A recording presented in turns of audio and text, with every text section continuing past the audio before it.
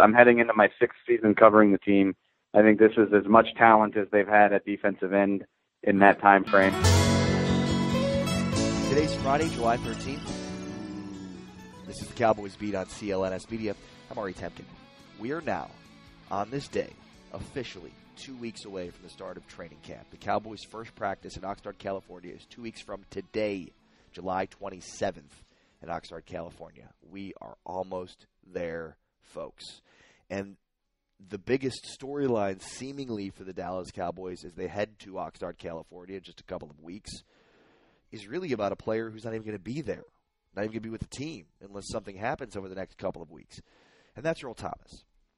Earl Thomas, the all-pro free safety of the Seattle Seahawks, who basically has stoked rumors that he would be with the Dallas Cowboys after the Seahawks essentially knocked the Cowboys out of playoffs at the end of last season. And maybe the funniest part about this whole thing is how Earl Thomas has played this on Instagram.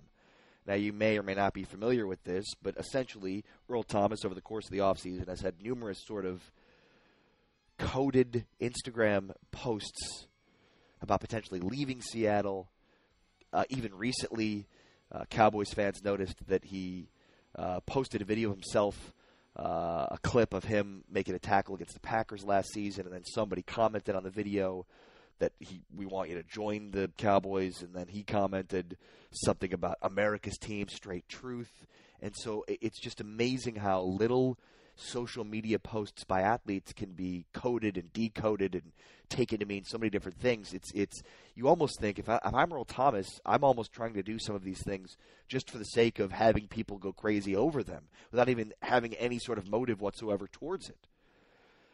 With all that being said, it's still a major storyline for the Dallas Cowboys as they head to Oxnard, California. It's something that I've obviously discussed right here on the Cowboys Beat before. It's something that we're going to discuss with our Cowboys Beat guest today, the great David Helman from DallasCowboys.com. And, for me, there's two parts to this when it comes to the potential acquisition of all-pro free safety Earl Thomas for the Dallas Cowboys. One is, what's the cost of acquiring him? I think a third-round pick is a reasonable request considering Seattle is in a rebuild. Michael Bennett's gone. Cam Chancellor's gone. Cliff Avrill's gone. Richard Sherman's gone. The Legion of Boom is gone. It's no more. Earl Thomas is in a contract year, so they're not going to re-sign him. There seems to be not much of a need for Seattle to hold on to Earl Thomas. So, if he's going to be unhappy with being on the Seahawks and playing out the rest of his contract, you're going to have an unhappy guy in that locker room. And you know he's going to walk next year. Why wouldn't you want some semblance of compensation for him, namely a third-round pick? It seems like a reasonable request considering the market value for what we've seen for these types of acquisitions in the past. I understand if the Cowboys don't want to go and give up a first or a second-round pick. I agree with that. But again, based on he doesn't want to be in Seattle, they don't want him to be there. They're rebuilding. He's going to walk anyways next year. Wouldn't you want to get some sort of compensation for him while you still can, like a third-round pick from the Dallas Cowboys? But here's the other part at play, and that's the notion of the long-term contract. Now, again, he's claiming that he's upset with Seattle because he wants that long-term security. He wants that long-term contract. We know he wants to play for the Cowboys. But the question is, would he only play for the Cowboys if they also decided to sign him, trade him, and then sign him to a long-term contract? That's perhaps a bigger question mark in my mind than the compensation. In fact, if I'm the Cowboys, I would be willing, and this might sound crazy, but I might be willing to give up a third-round pick for Earl Thomas without even making a long-term commitment to him. Because you want him to play the rest of this year to prove that he's worth another long-term investment. Plus, when you look at the guy that's currently on the roster, in Xavier Woods, the guy that's currently penciled in as the starting free safety, he could be the guy of the future, but certainly not the guy for this season, even though that's where the Cowboys are at. Look, the bottom line here is Stephen Jones, when he seemingly officially took over from Jerry as the main general manager of this team, he decided that the Cowboys' mistakes of the early 2000s of making bad trades, signing guys to long-term contracts, being saddled in salary cap hell, that was not the way that this team was going to move forward in this decade, and they haven't. They overcorrected, Steven overcorrected from the mistakes made by Jerry in the past. And it's certainly the right move in today's NFL. You build through the draft. You have to have the bulk of your production come from guys on rookie contracts, and you cannot sign guys to big mega million multi-year deals because you have to draft guys, develop those guys, and then eventually sign those guys to the big money deals. And if you're signing outside free agents to those deals, you're not going to have any money in the salary cap to be able to retain your own free agents. I get it in principle, but there has to be a balance there between shoring up all your holes through the draft and making sure that in some positions where there's needs, you're able to fulfill those roles with guys that are proven commodities like Earl Thomas. Basically what I'm saying is I'm trying to figure out if I'm too impatient or if Stephen Jones is far too stubborn. Is Stephen Jones far too stubborn that he's so married to the idea of not going out to sign outside guys, so confident in his own guys that he's drafted, that his personnel department has drafted, has brought in? Is he so confident that those guys can get the job done that even seeking outside guidance from other players is completely outside of anything he's willing to do? Go back and look at the Super Bowl championship winners for the last decade. The majority of them are a great balance between drafted, developed, talented players, and then a mix of guys that came in from outside the organization. I've documented this on the Cowboys Beat podcast. Earl Thomas is the perfect fit for this young secondary. He's the perfect fit in the perfect spot with a tremendous need. Right now, the starting safeties of the Cowboys are Jeff Heath at strong safety and Xavier Woods at free safety, with Kayvon Frazier is basically the third guy in that room that's a known. That's not a championship level caliber type secondary room. Earl Thomas is. Of course, he played the majority of his career with Chris Richard, the Cowboys' new passing game coordinator. Over the last 3 years, the Cowboys have 10 interceptions this past season, 9 in 2016 and 8 in 2015. That's good for 31st in the National Football League over the last 3 seasons. Only the Bears have less interceptions over that same period of time. It seems like a ball-hawking, playmaking, power drive delivering SOB like Earl Thomas would be the perfect player to add to infuse some playmaking ability in that defense that, as we've seen over the last 3 years, has lacked it. A veteran like Earl Thomas can be the engine of the back end of a very, very young defense, a leader with skins on the wall, a guy who has been to the top of the mountain. How much better will a second-year corner like Jordan Lewis or Chidobe Awuzie or Anthony Brown, who's coming off a tough year, or how much better will those young players be with a guy like Earl Thomas as a leader in the back end and a guy that those guys know they can trust behind them? He's the perfect piece in the perfect spot at the perfect time. Go get Earl Thomas, Stephen Jones. It's been over 2 decades since the Cowboys played for an NFC championship. It's been over 2 decades since the Cowboys played for an NFC championship. The Giants and Eagles have both won Super Bowls over that same time period. The Giants twice. At some point, you have to make a leap of faith. At some point, you have to make a move that puts you over the top, and Earl Thomas puts the Dallas Cowboys over the top. We know how good their offense is going to be. But how good can that defense be as it's currently constituted? And how much better would it be with Earl Thomas? All right, now let's talk a little Earl Thomas and more with David Helman from DallasCowboys.com. David, how are you? I am fantastic. To be totally honest, I'm ready to get to training camp. It's that final stretch before. I mean, it feels so close, and yet it's like this month in between the end of mandatory mini camps, and training camp, where it's like it's so close, but yet so far. Yeah, no, absolutely. And, it's one of the hardest months of the year from a variety of perspectives. Just, I mean, it's the deadest month of the off season where there's no football, and really, the only news that's coming out about the NFL right now is usually bad. And so, it's kind of a long wait to get, back onto a football field and watch some practice. So, luckily, like I said, I took my vacation. I've tried my best to kind of unwind, and I'm ready to get back at it. So I'm not sure if you've heard, it's kind of a story that seemingly has flown under the radar, but I guess there's apparently some mutual interest, David, between the Cowboys and Earl Thomas. Huh. Yeah, just a very underreported and underdiscussed story, to be sure. Yeah, for sure. Do you, when I look at the recent Cowboys, and Steven seems like such a departure from Jerry from a standpoint of going outside the organization to improve the organization. The Cowboys for a long time were steeped in salary cap hell, and they had bad contracts and they made bad trades. They've seemingly overcorrected from that, and now they don't do that at all. They won't go outside the organization at all. When it comes to this in particular, to make the move, to not make the move, do you think, that Steven has this price that he's unwilling to depart from, and, that same sort of principle of you build from the draft almost exclusively? It's a really good question, and I think you're absolutely right. Over the last 5 or so years, really around the time that Will McClay took over the draft process, that kind of has been the MO.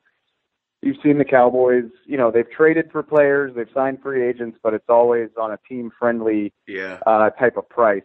You really haven't seen a mega contract since Brandon Carr, which at this point was, 6 years ago. But I think that's a great caveat. Is it's all about the price. And I think, there definitely is still that aggressiveness and that willing to make a big move like that, if the price is right. And, obviously it didn't work out well, and I think they would say they probably regret it, but they did that with Greg Hardy a few years ago on a contract that worked out really well in their favor. And so, I don't know what it is. I know, people want hard and fast facts, would a second round pick get it done, or would a third round pick get it done? I don't know. And I guess that price has probably changed since the draft, and I bet it will change again as the season gets closer. Right.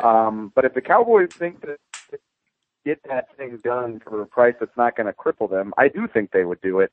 It's, when you're talking about all pro caliber players, the price is usually pretty steep, and that's why you don't see those things happen all that often. Do you think it's both the price and the potential need to then ink a long-term deal? Because it certainly seems like it's giving up a third round pick or a second round pick, whatever it might end up being, like that's a hefty price. And then there's the idea of, well, then do we have to sign him to a long-term deal as well, as he's, now on the other side of 30? Yeah. And that's the big thing. If Earl Thomas had, 4 years left on his contract, and the Seahawks wanted to offload him, he'd probably already be a Cowboy. Yeah. But the whole thing with his contract and the asking price muddies the waters a pretty good bit. And that honestly, if you were to put a gun to my head, I'd say I doubt it actually comes to fruition, because not only do the Cowboys have to the price they're willing to pay, then they've got to agree on a contract that's going to make them and Earl Thomas happy, which that's just a lot of boxes to check, which is why, it's fun to talk about. I'll absolutely admit it if I'm wrong. Crazier things have happened, but I'd be fairly surprised if it all actually came together. How do you feel comfortable with Xavier Woods being your starting free safety? It's been something we've been talking about since before the draft, and it's hard to say it without sounding like I'm dogging on the guy. I don't have a negative opinion of Xavier Woods. I think he could be a pretty good player, but as it stands right now, I don't know how you can justify what the Cowboys did at the safety position, which is basically nothing. Nothing. Except move they one guy in a corner.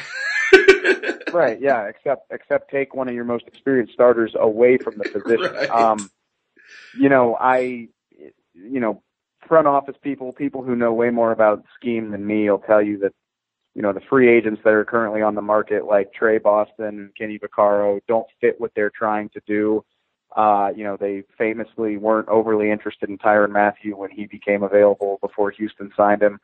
I don't get it. I don't know. I like having good football players. Maybe they don't fit exactly what you want. Well, then get somebody else to do that and find a place for them, because guys like that are better than guys who have not started games regularly, in my opinion. And that's basically what you've got at safety right now is a whole bunch of unknowns. And maybe Xavier Woods will be a Pro Bowler, and I'll be happy to eat my words. I don't think he's a bad player, but I'm stealing this line from the great Brad Sham that hope is not a strategy for me. Hoping that he develops into a great player is really not a smart way to handle this. And so we're gonna see what happens. I'm interested because as it stands right now, I don't think they did enough at safety, and we'll see who's right. This week, the great Bill Barnwell was he was scorned by Cowboys Nation for probably rightfully so, listing the Cowboys as basically the worst or second worst team in the NFL as far as weapons are concerned when you look strategically at the wide receiving core. It's hard to disagree, though, isn't it? Yeah, I mean, I got to assume people who were mad about that article just didn't take the time to really read what it was all about, because it was not a ranking of offenses. It was a ranking of skill players. Yes. And Barnwell said in the story, he's basically saying, I'm talking wide receivers and tight ends. I'm really not even weighing running backs that heavily in this process. Well, what makes the Cowboys offense worthwhile? It's their offensive line and their running back. Like, that's literally what it's all about. Any success that they're going to have this year is because they can block and run the ball well. And I think the Cowboys receivers will probably be pretty good, and I think they'll surprise a lot of naysayers on the national level. But when you go down the list of what the Cowboys currently have on their roster, it would be hard for me to rank them any better than like the mid-20s, but I think 30 is totally fair. And so, it's on them to prove everybody wrong, because as of right now, we don't know what any of them can do. So, like I said, I mean, I thought the article was totally fair, and it'll be on the Cowboys receivers to change that ranking going forward. We both agree on the safety position. I wonder, David, your thoughts on what the Cowboys did this offseason on the defense overall. I like it. I like the overall thought process. I feel good as a whole. I think this is I'm heading into my 6th season covering the team. I think this is as much talent as they've had at defensive end in that time frame, certainly since DeMarcus Ware left. I really got on board big time with the Leighton Vander Esch pick. We'll see what type of player he becomes, but I just love the logic of it, because we saw what not having healthy linebackers did to this defense last year. So I love the thought that you have 4 pretty capable linebackers right now. When you add Joe Thomas, you've got 4 that can play 3, but really more like 2 positions. I love having a guy like Vander Esch who can free up Jalen Smith to do a lot more creative stuff, maybe rush the passer a little bit. Yeah. I think the world of the cornerback depth right now. I'm intrigued to see if Byron Jones makes that transition smoothly. I think Jordan Lewis and Chido Awuzie are both very capable players. I'm excited to see what they can do. Like we already talked about, safety gives me some pause, and then I get kind of nervous when I look at that defensive tackle depth chart, because we have no ability to count on David Irving when you look at his track record. And then, this is Malik Collins' 3rd season with a foot injury in a row. And, no offense to Dayton Jones and Jihad Ward, the guys behind him. But again, you're talking about kind of unproven commodities. So there's definitely some trouble spots. I don't think this is going to be like an elite defense, but this was a pretty good defense when everybody was healthy last year. And I think there's more talent on it right now than there was then. So I think overall it's pretty solid. It's weird. There almost seems to be this, like the Cowboys are underrated from a standpoint of, there's such an oversaturation with media coverage because they're so popular. They're, the highest valuation of any franchise in the world as far as sports. And I mean, you just look at this team overall, Zeke Elliott, Dak Prescott.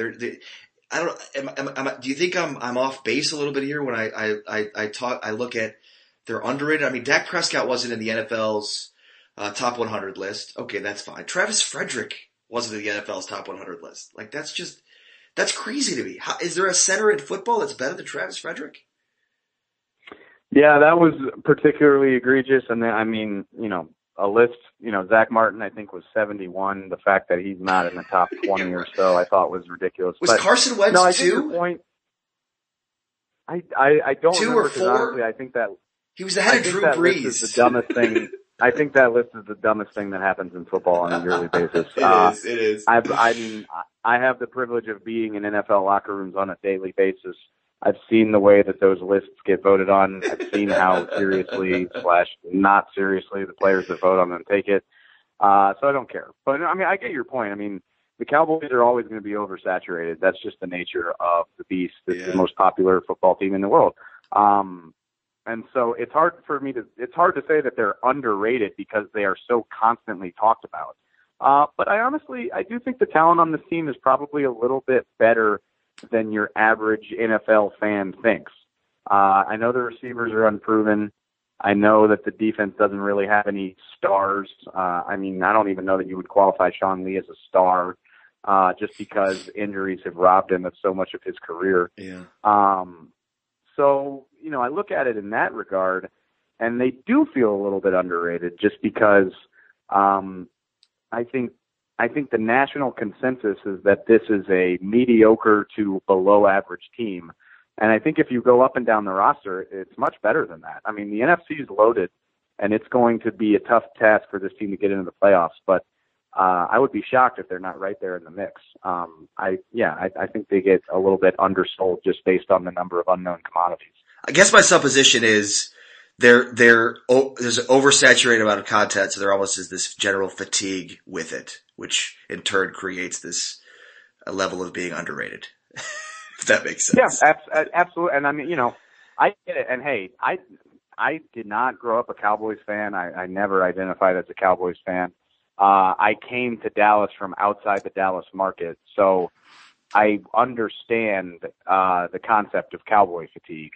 And so, I think on a national level and people who don't follow the team closely, if there's a chance to knock the Cowboys down a peg or two, people are going to do it because, to look at it from their perspective is like, if we don't have to talk about these guys, why are we going to do it? I get that. So it's like I said, it's the same thing that goes for their wide receivers. It goes for the whole team. I think it's on them to prove that they belong in the conversation. And they did it 2 years ago. And a lot of that talent is still on this team. So, it's on them to kind of change that conversation, I guess, if you will. Every guest I've had on this podcast during the offseason, I've asked the same question, and that is over under 9.5 wins. Oh, that's hard because I mean, like 9 and 7 is probably where I would put them. So if you're going to make me go over 9.5, I'll probably go. I would have to take the under, and that's it's kind of like what I said about Xavier Woods. Is like I don't think this is a bad team. I really don't. I expect them to finish with a winning record. I expect them to be in the middle of the playoff hunt. I think Dak Prescott's going to be just fine for all the people that want to, end his career after 2 years.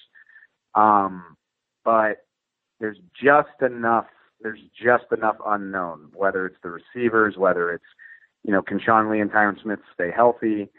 There's just enough unknown to give me pause, especially when you look at the rest of this conference. I mean, my God, it's loaded. And I know, July predictions don't always come true, but I mean, there's 16 teams in the NFC, and I think about 15 of them have a legitimate chance to make the playoffs. You got the Packers in this conference. You got the Saints and the Falcons and the Panthers. You got the Eagles, obviously.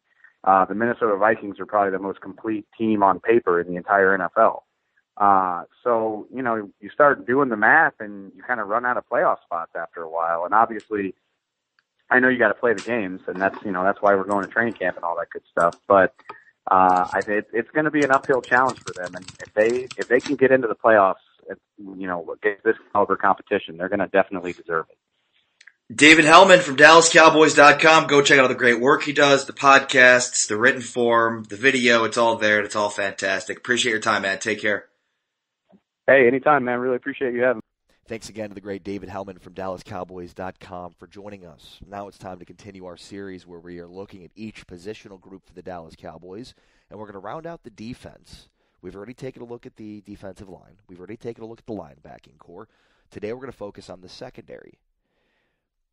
And when you talk about the secondary, it starts with arguably the most important offseason acquisition for the Dallas Cowboys, their new secondary coach, and the passing game coordinator, Chris Richard. Now, Chris Richard has coached his entire career under Pete Carroll. He was with Pete Carroll as a graduate assistant at USC, and then when Pete Carroll left and went to the Seahawks, Chris Richard went with him and flew up the ranks from secondary coach all the way to becoming defensive coordinator for one of the greatest defenses in the history of the NFL, the Legion of Boom. Every other predecessor of Chris Richard at the defensive coordinator position, Gus Bradley, Dan Quinn, all went on for head coaching jobs. Chris Richard, though, got fired after last season. And if you read about it, if you talk to anybody in Seattle, there didn't really seem to be a reason for his firing other than it was time for a change of voice in that locker room, much to the benefit of the Dallas Cowboys, because he is a tremendous defensive mind, especially when it comes to coaching up a secondary. And the timing works out perfectly because the Cowboys have a very young secondary, a very impressionable secondary. I mean, think about this. 3 years ago, the Cowboys had Brandon Carr, Mo Claiborne, Barry Church, Orlando Scandrick. Flash forward just a couple of years later, and they're all gone. You have Byron Jones as the veteran presence, quote-unquote, in that secondary room. But the secondary looks to be pretty good, at least from the cornerback position. The safety position is the one that has a lot of issues and potential need for Earl Thomas, as we talked about earlier. When you look at the secondary, you look at the corners. Byron Jones, after playing 2 seasons at safety, returns to playing corner, which he played extremely well his rookie season with the Cowboys. So your starting corners are going to be Chidobe Awuzie and Byron Jones. Awuzie was recently... Gil Brandt recently said that if there was any young player in the Dallas Cowboys that would be a future Pro Bowler, it will be Chidobe Awuzie. So how's that for high praise from a legendary NFL scout in Gil Brandt? The other guys that are obviously going to make the team and be a part of this cornerback crew are Anthony Brown and Jordan Lewis. Those 4 are locks to make this team. Then there's 3 guys that you think will probably take up 2 spots. Duke Thomas, the undrafted second-year player. Marquez White, who was drafted last year as part of a draft class that included 4 defensive backs in 9 total picks for the Cowboys, but he's got his legal trouble to deal with. And then there is undrafted free agent Cam Kelly, who's from the area. Those 3 are certainly the next 3 to make the team, but probably only 2 of them will end up making the team. 2 between Cam Kelly, Duke Thomas, and Marquez White. But the corners are loaded. I mean, the Cowboys spent a lot of draft capital, as I mentioned, on the cornerback position a couple of years ago. And Chidobe Awuzie and Jordan Lewis look to be future stars in this league. And we already know that Byron Jones has been very successful at his time when he's played corner. So the cornerbacks should be very, very good for the Cowboys next year. And when you consider that 2 years ago they were 26th in pass defense in the NFL and 11th last season, they've already taken a humongous jump. Now, you could argue that 11th in pass defense last season was attributable to their dominant defensive line, which was led by DeMarcus Lawrence's 14.5 sacks. But this year, this team under this coach should take a major step forward, especially at the quarterback position. The safety position, though, my goodness, it doesn't look as good as the cornerback position does. Safety position is Jeff Heath at strong safety. He is easily the best safety on the roster. Then Xavier Woods at free safety. And then Kayvon Frazier, and then a bunch of guys you've never heard of backing those 3 up.